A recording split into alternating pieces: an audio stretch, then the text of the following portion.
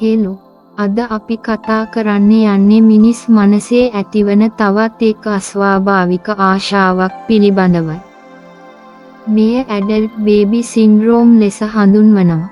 වැඩිහිටි වියට එළඹුණු පිරිමියෙකු හෝ කාන්තාවක් ළදරුවෙකුසේ හැසිරීමට කැමැත්තක් දැක්වීම හා එසේ හැසිරීම මෙම ආශාවේ ස්වභාවයයි.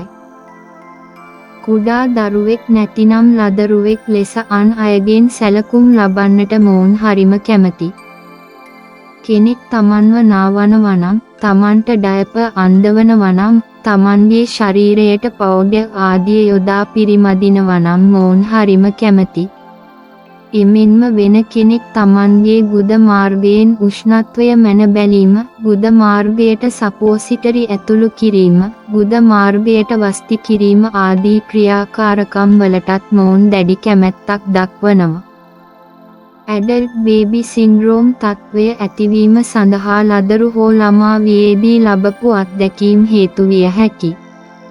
නිසි මානසික ප්‍රතිකාර ලබා ගැනීම මගින් මෙම තත්ත්වය සුව කරගත හැකියි.